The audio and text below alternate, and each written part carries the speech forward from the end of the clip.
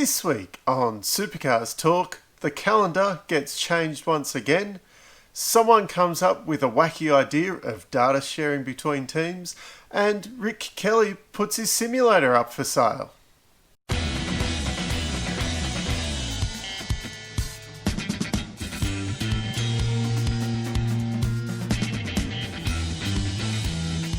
It looks like we're going to see some revisions to the calendar that was published only recently. Apparently Bathurst and New Zealand aren't going to be happening in 2021 on the 2020 calendar. That's not to say that these events aren't going to happen in 2021. It is looking increasingly likely that Bathurst could be the opening round of the calendar next year at the 12-hour date. With the 12-hour probably still not happening due to coronavirus and getting people from different from international destinations into the country probably still going to be difficult at that time. So they have that event there that they can, Supercars has a contract with Bathurst to hold an event on that weekend. So why not take advantage of it and use it as a Supercars race if, the 12-hour thing isn't going to happen with the GT3 cars. So the question to ask is, why are we changing this calendar again? When it all came out, there were questions about the calendar going into 2021 when obviously there'd be a lot of contracts that would be up at the end of 2020. Like a lot of contracts with sponsors and TV deals and things like that would run through to December or 11/59, December 31st. There are certain contracts that would run, like some driver contracts run to the last race of the season and things like that. And some contracts run to the end of December, just depending on the contract. There were a lot of questions about those like December 31 contracts. Obviously, the end of the season contracts would be different because technically the 2020 season would be running into February 2021 because of what was happening. But there would be certain contracts that would be up at the end of December. How does that work when the season goes into 2021? I would have thought people would have been quite flexible because of what's happening. Possibly not now. I've heard a rumour it's something to do with Fox Sports.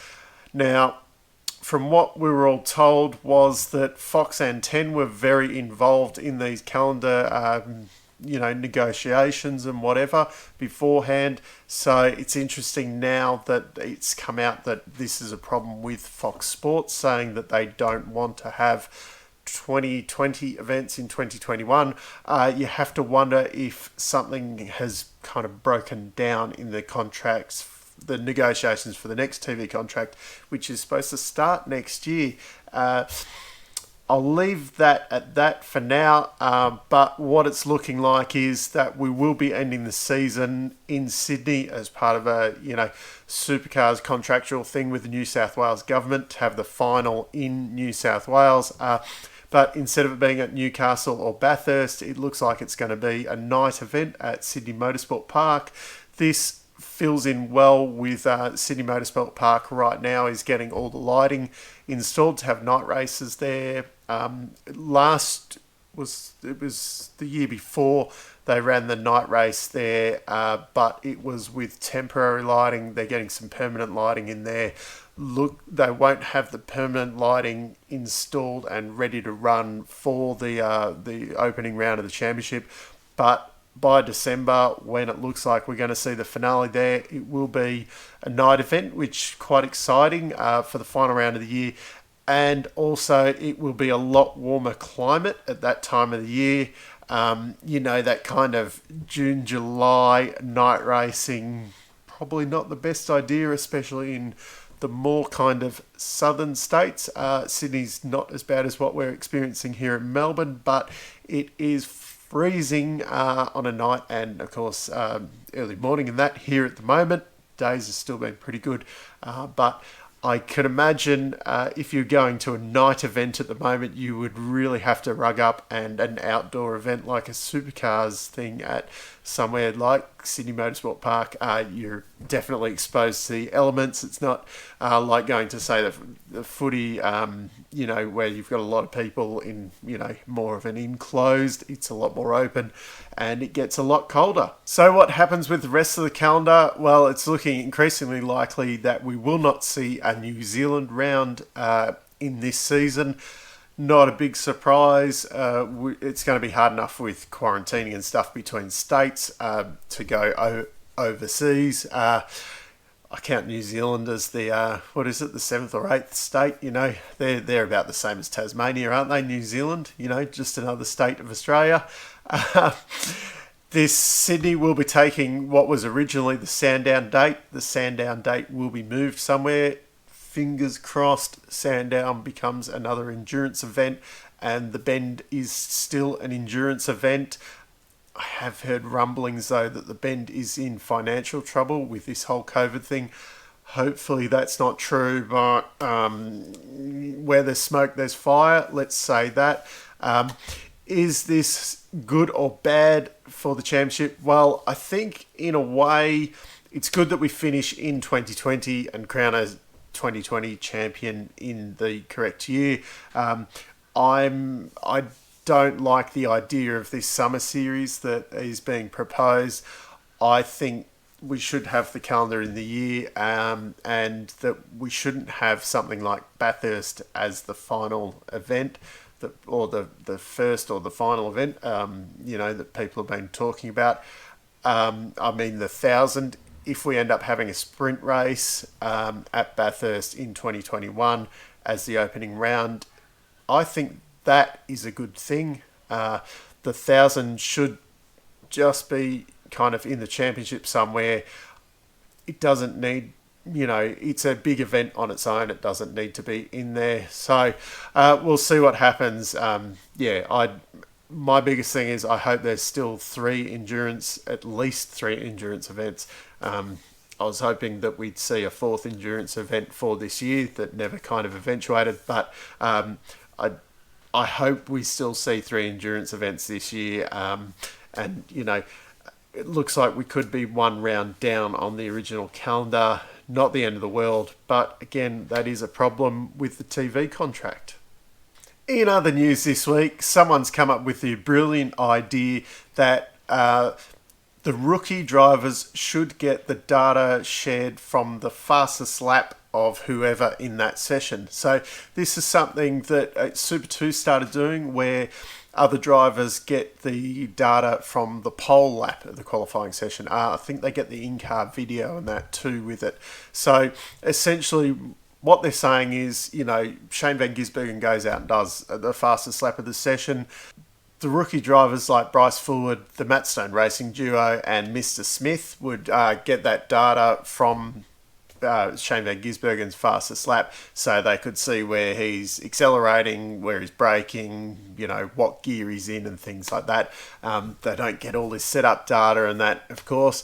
I don't like this idea because, say, as soon as Bryce Fullwood gets that data, then Chaz Mostert going to get that data, so he can see what Shane Van Gisbergen is doing. What I think anyway, what's happened really, Bryce Fullwood's with Chaz Mostert, he's a good person to look at his data. As far as I know, the Matt Stone Racing guys, they've got great Gary Jacobson there, but they have data sharing thing with Triple Eight anyway, so they can see that data. Jack Smith, he's at Brad Jones Racing, so he's got 3 other drivers to look over their data. And really, if you're in, Brad Jones Racing's 4th entry, if you're getting Scott McLaughlin's data, is that really transferable? You go like, McLaughlin's braking at the 80 metre mark or something, like Nick Percat isn't even braking at, he's braking at 90 metres because our car's braking capacity is not as good as the Penske one, or, something like that. Braking's probably fairly similar performance between them all, but, how the different drivers do it and things like that, is it really transferable? And as I said, do we really want to get to the point where, then all of a sudden someone like Chaz Mostert has all that data available to him. You know, why are we sharing data between teams? That's, to me, I'd prefer to see less data involved than more. I want to see it more, the driver involved.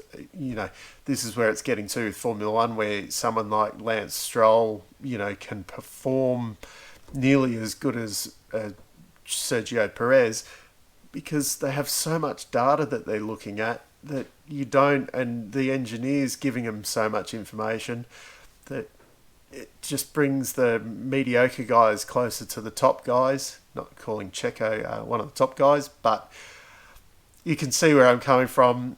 I think less data is the way of the future, not more. And finally this week, Rick Kelly has put his simulator up for sale. He said he's open to offers, so no real price tag. God knows what it'd go for.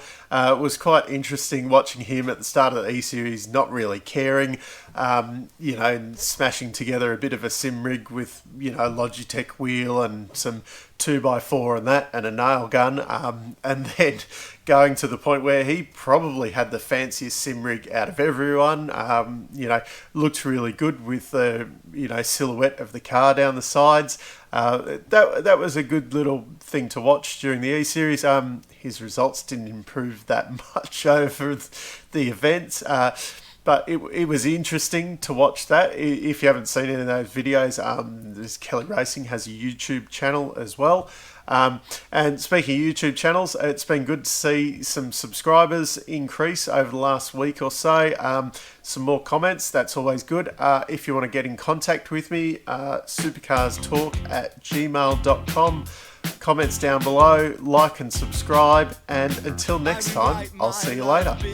Moonlight, please hold me now, till my breath runs out. There are many things that I am not, but there's one thing that I can't deny.